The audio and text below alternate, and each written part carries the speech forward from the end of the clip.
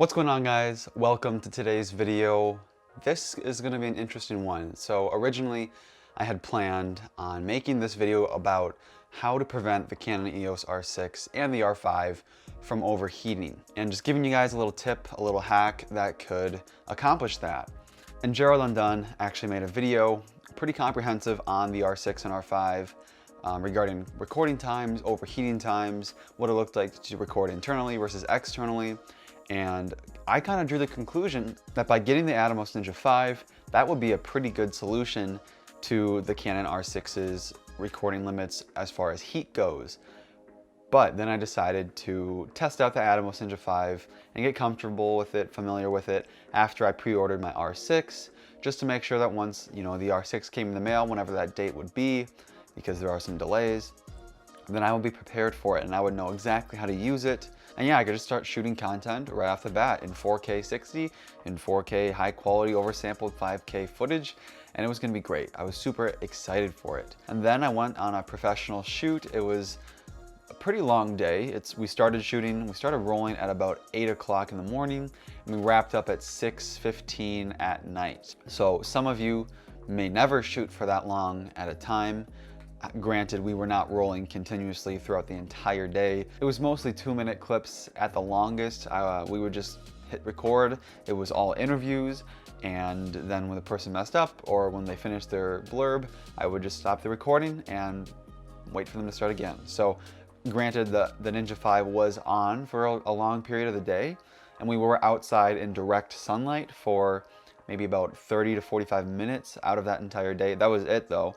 Beginning of the day we started, it was perfect. I loved it. The monitoring tools you get with an ATOMOS, it just makes you feel professional in kind of a new way. You get your zebras, you get your false colors, your focus peaking.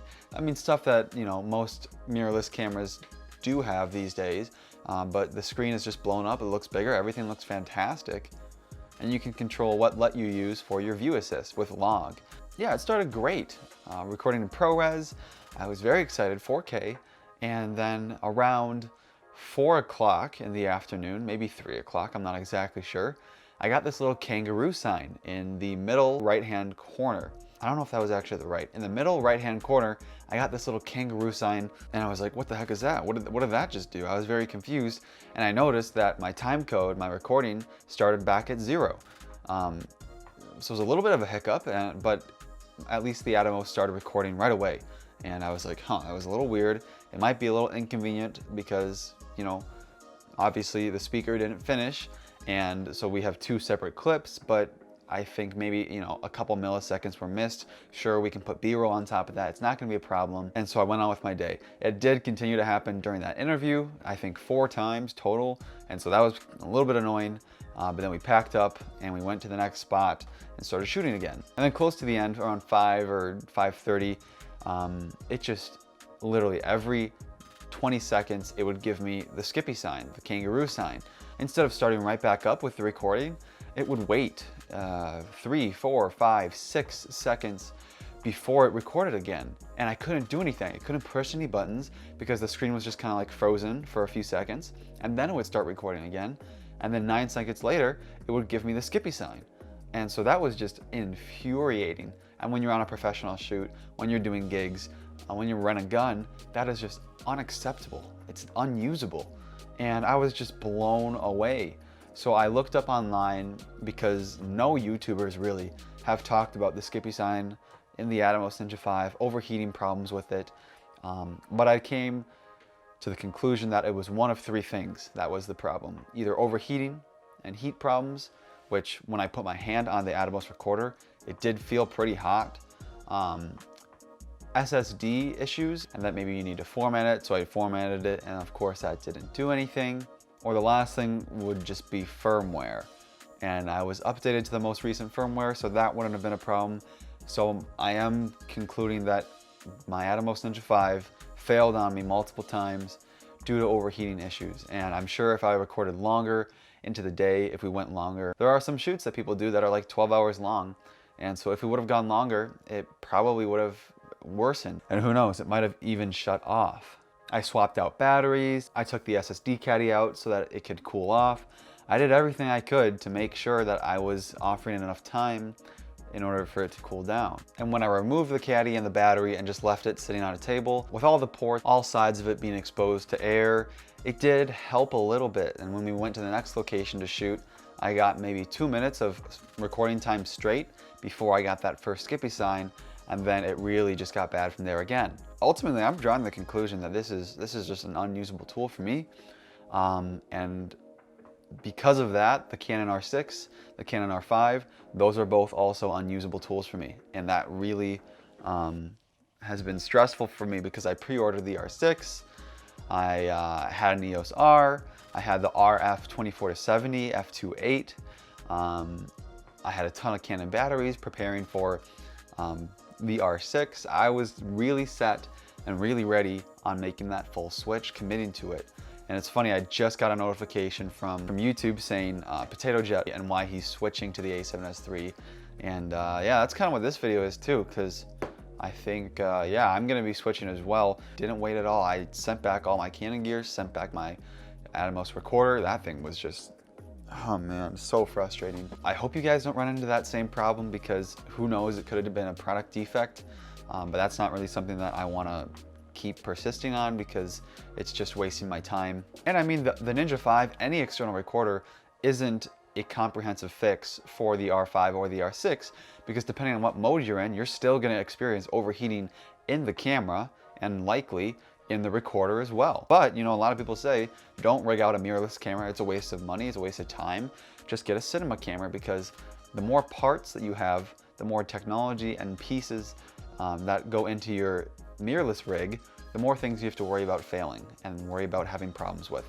And that is certainly something that I experienced firsthand on a shoot, on a paid gig, and yeah, that was so frustrating. So when it comes to filmmaking, you know, worrying about your gear is the last thing that you want to have on your mind when you're trying to be creative, when you're trying to execute, when you're trying to interact with clients and other individuals, the talent, organize people, get them together, get your shots, make sure that you're on schedule. Like, you do not want to be worrying about gear. That just adds so much extra stress to your plate, and it really kind of ruins the vibe of any shoot. So given that, I am switching to Sony. We're actually shooting on the Sony a6400 right now. I'm gonna be making a video on this camera in the future, next week, but having a different kind of perspective to it regarding how it can relate to the A7S III. And yeah, I hope you guys enjoyed this video. Kind of an unfortunate thing for me, but I'm glad that I field tested the recorder, the ATOMOS, before I received the R6. But you know, it's never too late to switch. Fortunately, I only had one Canon lens and I was able to just send it back. I'm really blown away. I'm really disappointed in Canon as a brand because for so long they've just offered customers really dumbed down basic specs. Besides the 5D Mark II, when that came out, that was kind of revolutionary. But then from there on, their cameras have been like, oh.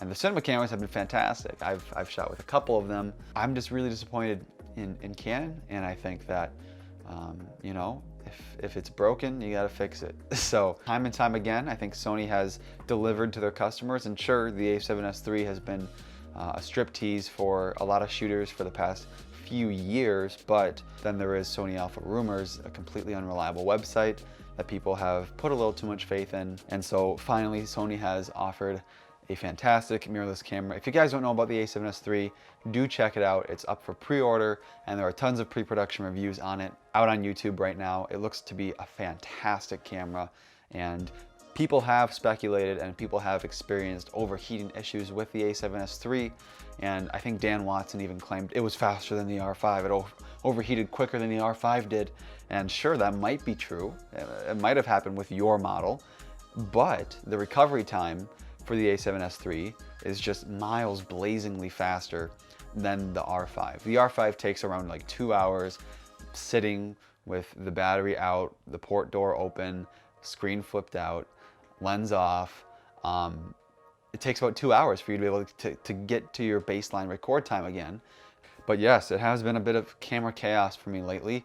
No thanks to new models being just thrown out at us. And that is the biggest problem when it comes to new camera releases, is that it makes the buying decision and the buying process just so much harder for people like us, because you may know what you need, you may know what kind of shooting you do, you may know what you want in a camera, But regardless of that, when new models are released and new rumors are announced, no matter what the camera company is, you get a little bit of doubt in your buying decision, the ones you've previously made and the ones that you want to make going forward. So yeah, this has been tough. It's been a great year camera-wise, like so many releases, super exciting.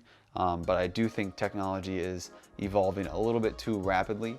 I think Sony hit it out of the park with the a7S III specs-wise, but I just think 8K and Blackmagic's 12K is just foolish and unnecessary and kind of a waste. So those are my thoughts, guys. Hope you enjoyed the video. If you liked it, give it a thumbs up, please. That does help out my channel a lot. Make sure to be subscribed and hit the bell icon for notifications. And I'll see you next week, guys. Peace.